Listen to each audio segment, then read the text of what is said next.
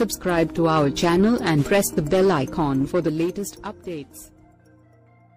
ఐర్లాండ్తో జరిగిన రెండో టీ20లో ఆఫ్ఘనిస్తాన్ బ్యాట్స్మెన్ చెలరేగారు. సిక్స్ల మోత మోగిస్తూ పొట్టి ఫార్మాట్లో రికార్డుల మీద రికార్డులు క్రియేట్ చేశారు. ఓపెనర్ అజ్రతుల్లా బజాయ్ ఆకాశమే హద్దుగా చెలరేగాడు.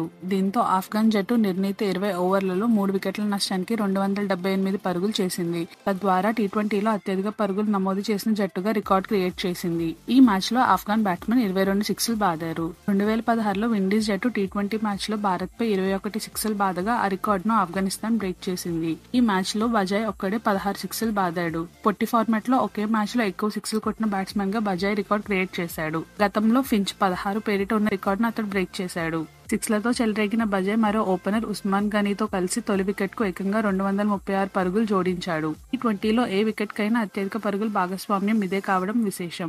గతంలో విరాట్ కోహ్లీ డివిలియర్స్ జోడీ రెండో వికెట్ కు 236 పరుగులు జోడించగా బజాయ్ గనీ ఆ రికార్డును బద్దలు కొట్టారు. టీ20లో అత్యధిక పరుగులు చేసిన బ్యాట్స్మెన్ జాబితాలో బజాయ్ 3వ స్థానంలో నిలిచాడు.